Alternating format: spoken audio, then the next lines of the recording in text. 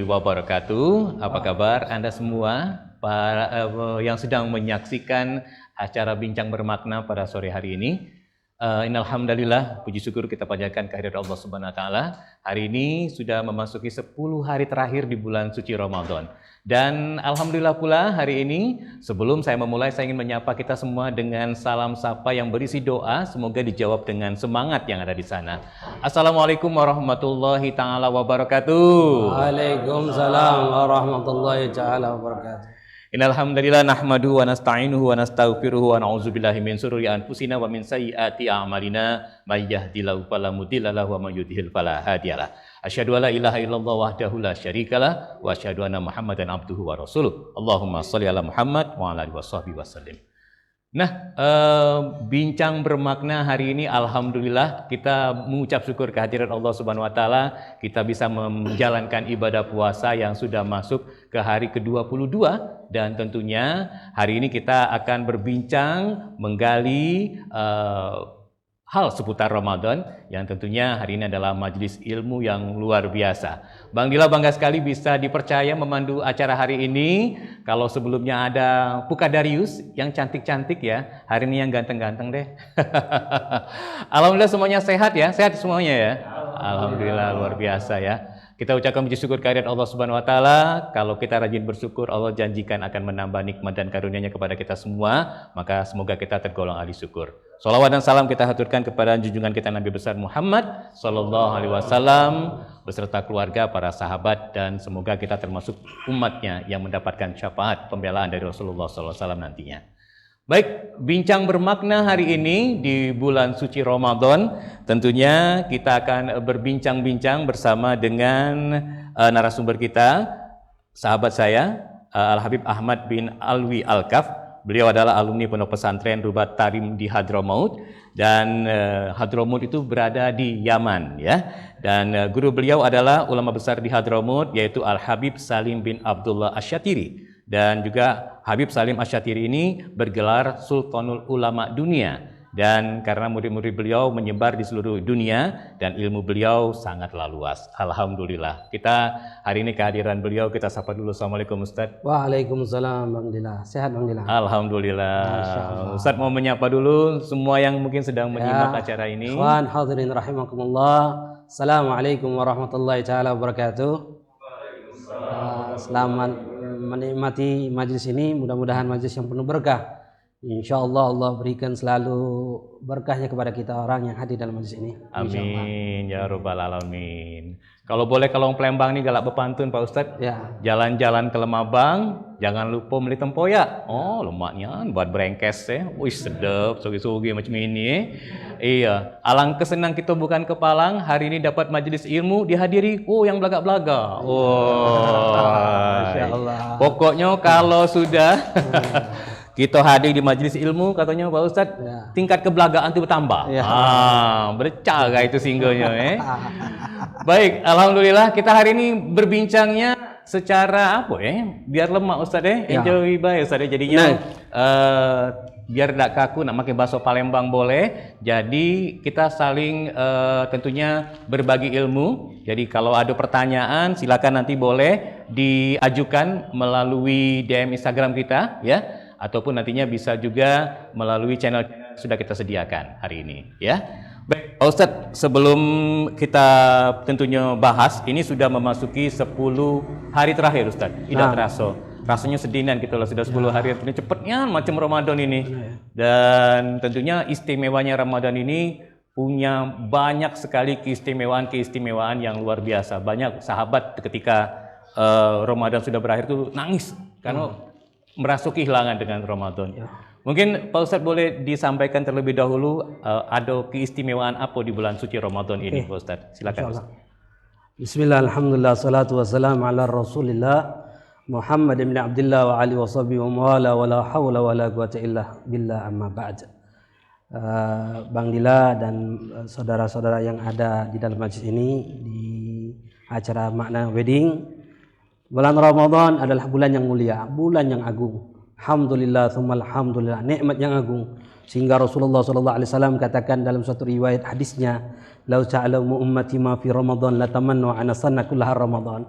Kalau seandainya saja umatku ini tahu ada apa di bulan Ramadan, ada apa di bulan Ramadan ini, la tamannau anasana kullahar Ramadan, maka niscaya mereka ini akan berharap sepanjang tahun itu bulan Ramadan. Dikatakan. Mereka akan berharap sepanjang tahun itu bulan Ramadan. Kenapa? Wa amal mudha'afah. Dikatakan. Bulan Ramadan ini hasanatul mujadmi'ah kata ulama. Hasanat berkumpul di bulan Ramadan. Dikatakan. Wal amal mudha'afah. Amal ibadah kita berlipat ganda pahalanya. Bayangkan kalau kemarin sebelum Ramadan kita termanyun, dikatakan kita dianggap lalai kepada Allah. Kita tidur dianggap lalai kepada Allah. Ketika masuk Ramadan, termenungnya kita, terdiamnya kita, dianggap berzikir kepada Allah Subhanahu wa taala. Tidurnya kita dianggap ibadah kepada Allah Subhanahu wa taala. Kalau dulu kemarin-kemarin sebelum Ramadan kita melakukan amal ibadah sunnah dapat ganjaran pahala sunnah. Tapi ketika masuk Ramadan, setiap kita melakukan amalan ibadah sunnah, ganjaran pahalanya wajib. Masya Allah. Ini keutamaan yang luar biasa. Dan kita sudah di penghujung akhir bulan Ramadan. Sekarang ini tanggal 21 Ramadan. Nanti malam masuk tanggal 22 Ramadan. Di penghujung akhir. Mereka salafus salihin, kalau di negeri Tarim, Hadramaut, Yaman, itu kalau sudah masuk di nisful akhir bulan Ramadan, mereka mengeluarkan syair-syair. Yang isi syair-syair itu adalah rintihan, tangisan mereka. Sehingga yang sering mereka ucapkan ketika akhir masuk Ramadan itu, di nisful akhir, pertengahan akhir Ramadan, apalagi sudah 10 akhir Ramadan, mereka katakan muadda' ya Ramadan, ud alina bil ghufran. Sambil mereka menangis, muadda' ya Ramadan, selamat tinggal Ramadan, selamat tinggal Ramadan, ud alina bil ghufran, ya Allah kembalikan Ramadan kepada kami dan keadaan kami mendapatkan ampunan Engkau ya Allah. Itu luar biasa. Sesuai juga dalam satu hadis di mana Rasulullah SAW mengatakan kepada sahabat-sahabatnya, "Lau kana akhir lailatul Ramadan, bakat samawati wal ardi wal malaikati." Ketika akhir malam di bulan Ramadan, kata Rasulullah SAW, itu malaikat, langit-langit menangis, bumi menangis, malaikat-malaikat menangis. Lalu mereka mengatakan, musibah li ummati Muhammad. Musibah bagi umatnya Muhammad sallallahu alaihi wasallam. Lalu sahabat bertanya kepada Rasulullah, "Ya Rasulullah, wa ma hiya musibah ya Rasulullah?" Musibah apa yang akan menimpa umat Muhammad ya Rasulullah? Faqala Rasulullah sallallahu alaihi wasallam, "Dhahabar Ramadan. Dhahabar Ramadan wal amal mudha'afah wa sadaqatul maqbulah wal hasanat mustami'ah wal adab madfu." Kata Rasulullah SAW, musibah yang akan terjadi bagi umat Muhammad adalah dhahabar Ramadan, akan berlalunya bulan Ramadan. Masya Allah. Kenapa? Karena di dalam bulan Ramadan kebaikan terkumpul, amal ibadah mudha'afah berlipat-lipat ganda pahalanya. Kebaikan terkumpul di bulan Ramadan, wal adab madfu', dan adab tercegah. Allah tidak akan timpakan adab itu kepada umat Nabi Muhammad di bulan Ramadan. Kalau kata ulama disebutkan dalam riwayat hadis tersebut, idza kana samawat wal ard wal malaika yabki, nahnu ahaqqu bil awqa. Kalau seandainya saja itu langit-langit menangis, bumi menangis, para malaikat-malaikat menangis, ya karena kita, wa nahnu ahaqqu bil buka, maka kita selayaknya lebih pantas untuk menangis akan kehilangan bulan Ramadan. Masya Allah. Bulan Ramadan bulan yang penuh dengan ampunan Allah Subhanahu wa taala. Setiap malamnya adalah ampunan Allah. Ibadah siang harinya luar biasa. Rasulullah sallallahu alaihi wasallam. Apalagi 10 akhir bulan Ramadan, sampai dalam satu riwayat hadis, Ramadan ini dibagi menjadi 3, war-rahmah, wa awsatuhu maghfirah, wa akhiru itqum minan nar. Awalnya rahmat. Awal rahmat. Pertengahannya adalah ampunan Allah. Di akhirnya adalah itqu minan nar.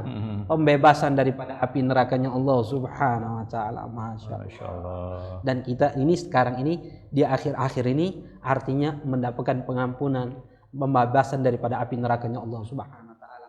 Usahakan ikhwan untuk di akhir ini lebih mujahadah, lebih memaksakan diri untuk ibadah kepada Allah Subhanahu wa taala. Jaga puasanya jangan sampai sia-sia. Jaga terawihnya jangan sampai bolong-bolong. Jaga witirnya, jaga sunnah-sunnahnya. Jaga sholat berjamaahnya. Mobil khusus jaga tuh Al-Qur'annya. Baca Al-Qur'annya. Paksakan diri kita untuk baca Quran. Dikatakan jika tidak memaksakan diri untuk baca Quran, kita nggak akan bakal baca-baca tadi. Nggak bakal baca kita orang. Makanya usahakan di akhir-akhir 10 Ramadan ini kita harus mujahadah lagi. Amin. Kita belum dititik untuk merasakan nikmat di dalam ibadah. Kita belum. Kita merasakan ibadah itu karena situasi dan kondisi. Karena terpaksa juga kadang-kadang tadi. Karena terpaksa. Penting untuk memaksakan ibadah. Kita belum bisa mendapatkan. Ada orang kata, Ustaz, yang kenikmatnya sholat di depan Ka'bah, Ustaz. Bukan nikmat sholatnya, tapi sikonnya, situasi dan kondisi dia di depan Ka'bah. Ustaz, nikmatnya Ustaz sholat berjamaah, Ustaz itu suaranya merdu, nikmat, alangkah tenangnya hati ini. Bukan karena ibadahnya, tapi karena sikonnya, situasi dan kondisinya. Terkadang kita gampang untuk datang ke suatu majelis karena temannya ngajak. Karena ada kiainya, ada ustadznya, ada pendakwahnya yang mengajak. Betul. Kadang-kadang ada mertua ustaz. Ada mertuanya. Ada lagi karena bosnya. Ada bosnya. Iya, kalau bukan kata bosnya dari dia ada datang. Iya. Ada juga yang seperti itu. Iya, Ustaz. Kalau bosnya nyuruh baru dia semangat. Benar. Ada calon mertua ya. Makanya kita belum pernah menemukan titik. Begitu juga mereka para ulama. Sampai-sampai ulama itu disebutkan dalam kitab Nasihat Diniyah Imam Al-Haddad. Dia katakan di situ menceritakan para ulama itu mereka di titik belum menemukan titik nikmat di dalam ibadah. Ada di antara mereka sulit untuk melakukan sholat lail, bangun malam. Betul. Ada di antara mereka sulit untuk melakukan puasa. Ada mereka sulit untuk melakukan baca Quran. Tapi mereka mujahadah sampai-sampai di kalam mereka, ucapan mereka katakan 20 tahun aku bangun malam belum pernah merasakan nikmat bangun malam. 20 tahun aku kesulitan untuk bangun malam.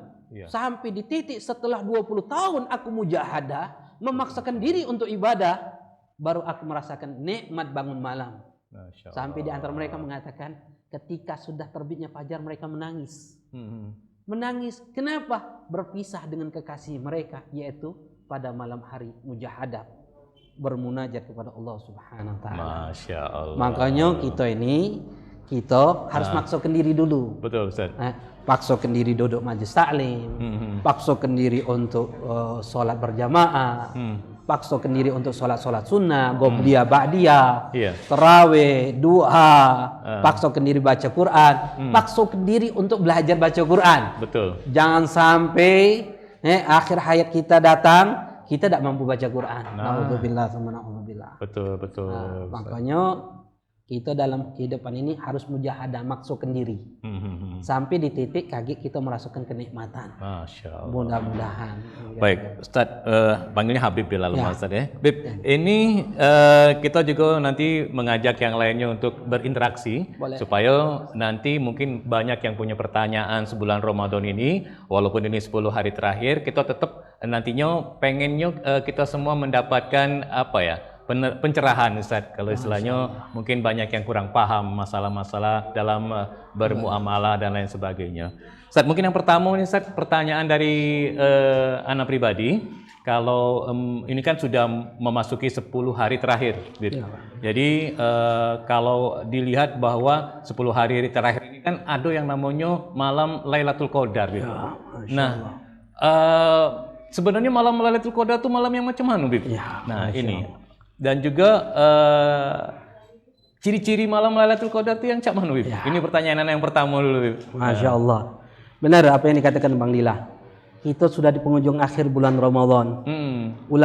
Para ulama sampai menyebutkan 40 pendapat tentang malam Lailatul Qadar. Masya Allah. Ada yang mengatakan Lailatul Qadar itu di 10 akhir bulan Ramadan. Ada yang mengatakan itu di bulan Ramadan. Ada lagi yang mengatakan itu di sepanjang tahun Lailatul Qadar itu. Tidak hanya terkhususkan di bulan Ramadan. Jadi ulama berbeda pendapat. Tapi Imam Syafi'i radhiyallahu anhu, lebih condong Imam Syafi'i radhiyallahu anhu, beliau mengatakan Lailatul Qadar itu malam ganjil di akhir tanggal 21 atau 23 Ramadan. Dikatakan 21 semalam atau 23. Tapi mayoritas pendapat ulama mengatakan itu di 10 akhir, banyaknya di 10 akhir Ramadan itu di malam-malam ganjil. Kita masih ada kesempatan untuk bisa mendapatkan malam Lailatul Qadar. Ada apa malam Lailatul Qadar itu? Malam Lailatul Qadar itu adalah malam khususiyah yang Allah khususkan bagi kita umatnya Rasulullah SAW. Yang ketika ibadah pada malam tersebut, pas di malam Lailatul Qadar, maka amalan ibadah kita itu ganjaran pahalanya sama seperti 1000 tahun. Masya Allah. Kurang lebih 83 tahun kita seperti ibadah kepada Allah Subhanahu wa taala. Dikatakan. Kata ulama, ciri-cirinya malam itu malam Lailatul Qadar. Jika itu pada malam itu terjadi malam Lailatul Qadar, esok harinya itu suasana terang hari itu. Cerah, terang tapi tidak panas. Kenapa kata ulama? Karena naik turunnya para malaikat-malaikatnya Allah sehingga cahaya-cahaya malaikat itu menghalangi cahaya matahari. Dikatakan. Itu salah satu tanda-tanda. Jadi kalau kita esoknya hari itu terang tapi tidak panas, apalagi kan sekarang ini musim bukan main. Panasnya tadi. Siang-siang tadi Kalau keluar. bahasa Inggris itu panas bedengkang. Panas bedengkang. Panas bedengkang. Itu bukan main.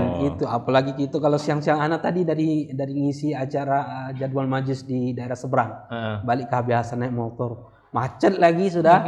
Bukan main itu panasnya. Ini katakan. Nah, mudah-mudahan nanti intinya mungkin malam bukan malam Lailatul Qadar. Kita tunggu saja nanti di akhir 10 ini adakah satu hari yang siang itu terang, cerah tapi tidak panas. Masya Allah. Iya. Kalau hari itu terjadi berarti semalam adalah malam Lailatul Qadar. Makanya kita berusaha mujahadah. Insyaallah. Paksakan diri.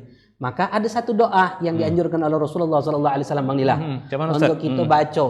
Boleh bareng-bareng Ustaz. Kita baca bareng-bareng macam mana Ustaz? Baca doa yang biasa kita baca. Allahumma anta rabbi, dikatakan Allahumma ya karim, Allahumma innaka afuwun tuhibbul afwa fa'fu anna. Itu doa yang luar biasa. Itu doa yang diriwayatkan daripada Siti Aisyah radhiyallahu anha yang diajarkan ada daripada Rasulullah sallallahu alaihi wasallam. Itu doa jika diperbanyak Allahumma innaka afuwun tuhibbul afwa fa'fu anna, kita baca itu insyaallah ada kesempatan kita bisa menemui malam Lailatul Qadar. Baca tak kamu nih? Allahumma innaka afun tuhibbul afwa fa'fu anna. Berapa kali itu Ustaz? Bebas Ustaz. Perbanyak itu baca, itu doa khususiyah yang diajarkan oleh Rasulullah. Makanya kita baca terus setiap nak berbuka kan.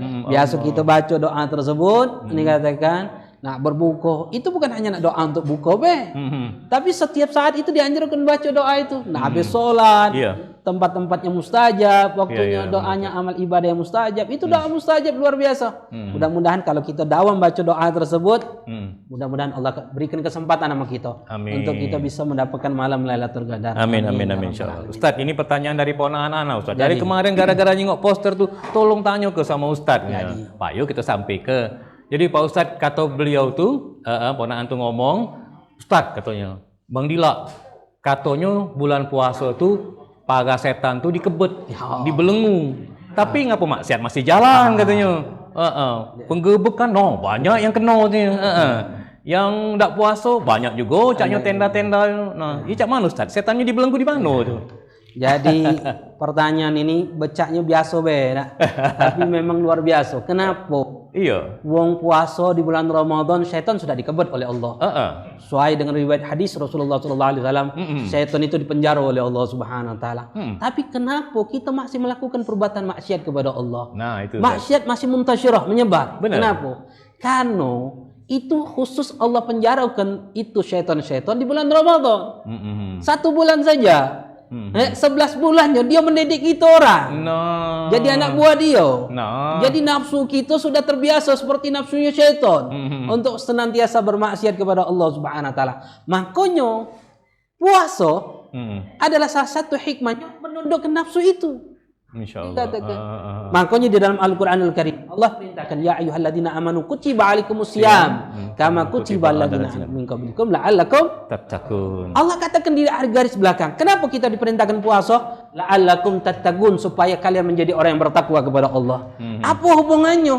Apa hubungan puasa bisa menjadikan kita bertakwa kepada Allah? Karena Rasulullah katakan, wabil khusus untuk yang bujang-bujang kita nih. Apa kata Rasulullah? Ingat nih yang bujang-bujang. Kata Rasulullah, ya ma'syaras sabab, man istata'al minkum alba'ah falyatazawwad. Fa inna lighadil basar wa hasanil farji. Fa in lam yastati fa bisam fa inna lahu wija. Atau kama qala Rasulullah sallallahu alaihi wasallam. Apa kata Rasulullah? Hai pemuda-pemuda, jika ada keinginan di antara kalian, kemampuan untuk menikah, maka menikahlah kata Rasulullah. Nah, yang sudah ada duit, betul. sudah ada ongkos, Iya, dah. Ustaz. Jangan modal nekat dah. Ini modal nekat, bismillah Ustaz, bismillah. Nah, ada modalnya nak kawin ini dah. Benar. Ada modal nak mas Konsultasi kawin. Ustaz. Iya, konsultasi dengan makna wedding Ustaz. Iya. Nah, benar Masuk juga. omongan tuh ya. Iya. Wabil khusus ini Iya. makna wedding ini katakan. Iya. Memang urusan tentang bab nikah ini kan. Iya, itu. Memang harus perhatian. Jadi makna wedding ini bukan hanya sebatas makna untuk mempersiapkan pernikahan saja, tapi bukan hanya mempersiapkan gedungnya, pakaiannya, tapi juga harus mempersiapkan mental. Nah, itu Ustaz. Jadi kita harus juga siapkan, kamu nak nikah, kamu paham belum bab nikah? Nah, Kamu tahu tak tentang hak dan kewajiban kamu di dalam pernikahan? Jangan kamu main nikah, karena di dalam nikah itu ada hak, ada kewajiban. Ada hak yang harus dilaksanakan. Ada kewajiban yang harus dilakukan, dikatakan. Hak itu boleh dituntut, tapi boleh dilepaskan. Tapi kewajiban harus dilaksanakan, dikatakan. Contoh, hak perempuan itu untuk diberikan nafkah. Nah, itu Ustaz. Hak perempuan itu untuk diberi nafkah. Nafkahnya 20 Ustaz ya? Ya. Tapi kalau kita buntu, dek hari ini buntu dek, corona dek, mengatakan kata duit dek, aku dek. Tak apa pula kak, aku lepaskan. Aku lepaskan. Nah, boleh. Namanya hak itu boleh dilepaskan, tapi kewajiban harus dilaksanakan. Ini katakan. Itu dalam pernikahan. Jika kita nih yang muda-muda, wabil khusus ini harus mempersiapkan diri untuk menikah. Ini katakan harus mempersiapkan diri untuk menikah. Persiap ini bukan hanya materi saja, mental, ilmu. Karena kita nih wabil khusus nih kaum laki-laki akan jadi kapten dalam satu kapal kehidupan. Jangan kaget kaptennya oleng. Nah, ini kata, kalau kaptennya oleng, ini kapal melo oleng juga. Betul. Ini katakan. Nah, di dalam bab puasa, Rasulullah mengatakan, kalau tidak mampu kata Rasulullah, belum ada ongkosnya. Ini katakan, belum ada kemampuan untuk menikah, maka puasa kata Rasulullah. Karena puasa itu ada wija, ada obat untuk menahan nafsu. Masya Ini Allah. katakan. Gitu, Makanya Pak Ikhwan hadirin rahimakumullah, Bang Nila, kalau kita puasa lesu nak buat mana-mana. Iya, benar Ustaz. Itulah mematahkan syahwat. Betul. Ini katakan. Wong puasa lesu nak jalan ke mall. Lesu nak ke 16, apalagi ke 16. No. Aduh. Lesu nak kemana-mana gitu. Iya. Pengennya dibeli, hidup kasir. Iya, benar. Dia kata kenal ngoling-ngoling. Apalagi ke kebubukan Cino. Ngapain kebubukan Cino? Iya. Jangan kebubukan Cino. Dia kata berhentilah. Iya. Artinya memang puasa itu melemahkan syahwat kita. Makanya ketika syahwat kita lemah, karena syahwat ini amaratu bisu. Iya. Syahwat selalu mengajak kita untuk bermaksiat kepada Allah. Betul Ustaz. Dia katakan. Makanya kalau lemah syahwat kita, ajat untuk bermaksiat kepada Allah itu lemah.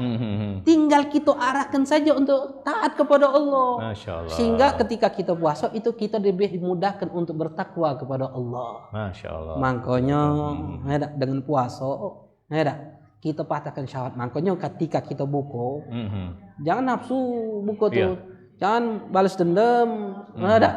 Semena-mena. Lanjak ke galau. Dimbat galau tadi. Dimbat galau. Apalagi mata kita nih. Cobalah kita bayangkan. Mata kita nih pas nak buko, nak beli takjil itu, galau-galaunya kita beli galau. Pacak ya saya. Bugo beli lakso, beli, pempek beli, lenggang beli. bugo. Belum minum bugo beli galau. Dia kata, "Ngapa kita nak beli galau?" Pas buko makan dikit kenyang sudah. Iya. Karena nafsu tadi itu. Nafsu tadi itu. Makanya ketika kita nak buka, karena khusus puasa ini mematahkan nafsu, dengan kita berlapar-laparan, jaga nafsu kita. Masya Allah. Jangan kita senang-senang diri. Iya. Makanlah cukupnya, karena tujuan kita puasa mematahkan nafsu kita. Iya. Tujuan memudahkan untuk ibadah kepada Allah. Betul.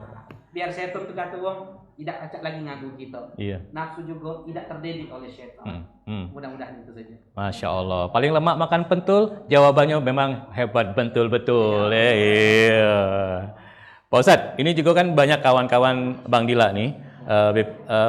Kebanyakan kawan-kawan kita ini kan berdagang, Ustadz. Ya. Para pedagang yang berjualan di pasar, kaki limo, terus juga beberapa juga ada yang bertukang, Pak Ustadz. Ya. Nah, bertukang ini kebanyakan tidak puasa, Ustadz. Ya, Masya Allah. Nah, kalau ditanya oleh Bang Dila, ngapo Mang ndak do puasa? Udah tahan Bang Dila, kami ini berpanas, tegik nggak sanggup rasanya kalau ngangkat batu, ngangkat apa nih nak puasa tuh rasanya sago. Nah, ini cak mana Ustaz untuk wong-wong yang istilahnya pegawai pak kasar, tukang becak. Kan kebanyakan mereka ini tidak berpuasa jadinya Ustaz. Nah, hukumnya cak mana itu Ustaz kalau nyingok keadaan mereka dengan kesusahan yang mereka hadapi Ustaz? Jadi ini Bang Dila, memang puasa itu ketika kita tidak mampu untuk puasa boleh kita batal. Memang kayak itu hukumnya. Tapi ingat dulu macam mana gitu. Kalau kita usaha kita tidak bisa dipindahkan selain Ramadan. Tidak bisa dipindahkan di malam Ramadan. Memang harus dilakukan pada siang Ramadan. Jika kita tidak lakukan di siang Ramadan akan timbul kerugian yang banyak yang akan membahayakan kehidupan kita, maisha kita dalam masalah nafkah kita. Maka pada saat itu kita wajib puasa dulu. Misalnya aku kata Bang Dila tadi, tukang becak, pegawai, dikatakan tukang, mereka harus selesaikan target. Kalau tidak mereka kena denda. Mereka kena barang, atau tukang becak tadi kalau dia tidak nyari duit, tidak baca kan nafkah anak bini mereka. Jadi mereka harus masukkan diri mereka orang. Maka pada saat itu mereka harus puasa dulu terlebih dahulu. Mereka harus sahur, mereka harus niat, mereka harus masukkan diri dulu. Sampai di titik mereka tidak mampu lagi untuk puasa, pada saat itu baru diperbolehkan mereka batal puasanya. Hanya enggak syadar ramak kata ulama. Bahasa kita nambah darah. Kalau sudah nambah darah itu sudah cukup, jangan melema-lema lagi, jangan kita makan terus. Cukup pada saat itu sudah cukup, terus lanjutkan lagi imsak gitu. Nah, mereka salafus sholihin, mereka para ulama-ulama itu, makanya mereka itu kalau masuk Ramadan ini perdagangan mereka itu biasanya mereka hentikan. Masya Allah. Jadi mereka itu menyisihkan waktu untuk 1 bulan Ramadan itu di mana? Di 11 bulan. Dari Muharram mereka mulai perdagangan itu, dari Muharram atau dari bulan Syawal mereka berdagang itu, mereka nyisihkan sedikit-sedikit. Tujuan apa? Untuk tabungan bulan Ramadan. Betul. Bulan Ramadan, bulan Syawal, Dzulqa'dah, Dzulhijjah, Muharram. Terus disisihkan sampai di bulan Ramadan mereka hentikan perdagangan. Mereka sibukkan diri mereka untuk ibadah kepada Allah. Kenapa? Karena sayang-sayang. Bulan Ramadan ini bulan penuh dengan ampunan, bulan penuh dengan amal ibadah yang luar biasa dan pahalanya. Jadi mereka siap diri mereka untuk ibadah. Berbeda sekarang ini terjadi dengan kita. Nah, cak mana Ustaz? Biasa tidak berdagang Ramadan. Berdagang. Singgo kato. Paling gesit Ustaz. Yang biasa tidak pernah jualan, ini Ramadan masuk jualan. Alhamdulillah. Harusnya boleh. Bagus. Dia nak berdagang. Nak berjualan ketika masuk Ramadan, tapi dia harus jago aturan-aturan ketika masuk Ramadan. Jangan sampai kaki puasanya sia-sia. Karena Rasulullah itu ngomong kamin sha'imin laisa lahu min syamihi illa ju'al afras. Berapa banyak orang yang puasa tapi tidak dapat pahala dari puasanya kecuali lapar dan haus kata Rasulullah. Makanya itu harus kita jago. Boleh kita nak keluar nak berdagang segala macam, jago. Jangan sampai pahala puasa kita sia-sia. Nauzubillah. Oke. Paling mahal lemak makan di rumah Pak Bondan. Alhamdulillah, mari kita semangatkan Ramadan. Aku basing-basing Ustaz. Oke. Dan kita juga masih berbincang tentang seputar Ramadan yang pastinya hari ini dipersembahkan oleh Makna Wedding dan juga rekan-rekan semuanya yang turut berpartisipasi dalam bincang bermakna hari ini. Dan untuk semuanya yang sedang menyimak acara hari ini, tentunya kita masih mengikuti nantinya sebentar lagi nak berbuka Ustaz. Yang pasti di kesempatan kali ini juga mungkin pertanyaan Bang Dila terakhir Ustaz, semoga juga bisa jadi menutup perbincangan kita hari ini. Ini masalah tentang Idul Fitri Ustaz. Karena ada himbauan juga kan ini bahwa pemerintah juga meniadakan untuk sholat lebaran Idul Fitri. Nah, kalau seandainya kita nak ngawe ke di rumah nih Ustaz, boleh apa tidak Ustaz? Seandainya kalau memang nanti pandemi terjadi. Ini kan banyak yang nanya, bertanya-tanya, cak mana Ustaz nak ngelakukannya kalau di rumah? Boleh tak dengan keluarga? Nah, cak mana Ustaz? Mungkin ini penting kalau menurut Anda nih, jadi menambah ilmu kita juga Ustaz. Jadi Bang Ila, salat Id, Idul Adha, Idul Fitri, hukumnya adalah sunnah muakkad. Pendapat ulama. Tapi ada juga berpendapat itu pokoknya fardhu ain. Jadi Jadi berbeda pendapat ulama di dalam masalah hukum sholat id itu sendiri. Mayoritas di dalam mazhab Syafi'i hukumnya adalah sunnatul muakkad. Hukumnya adalah sunnah. Hukum sholat id ini bisa dilakukan berjamaah, bisa kita lakukan dalam keadaan dewe-dewe. Nah, ini nambah ilmu nih. Artinya seandainya memang tercegah kita untuk bisa melakukan sholat id berjamaah atau di musola atau di lapangan yang sekarang ini ada himbauan dari pemerintah, kita bisa lakukan di dalam rumah. Kita ajak anak bini kita. Itu yang punya anak bini, Ustaz. Ada yang punya anak bini. Masalahnya ini bujang galau nih. Nah, cailah calon mertua ini ya. Ala kulli hal pancak kita lakukan berjamaah di rumah. Cuman kita harus tahu cara kaifiahnya, Bes. Dipelajari saya. Kita tahu cara-cara bagaimana cara untuk melakukan salat itu sendiri.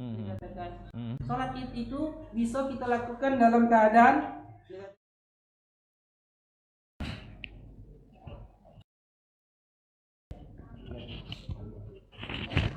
jadi dikatakan salat ini bisa kita lakukan dalam keadaan sendirian. Nah, salat ini seperti 2 rakaat biasa, bisa. Seperti 2 rakaat subuh itu yang tidak ada kunutnya. Bisa dikatakan. Atau bisa juga kita lakukan dalam keadaan punya takbir, pakai takbir.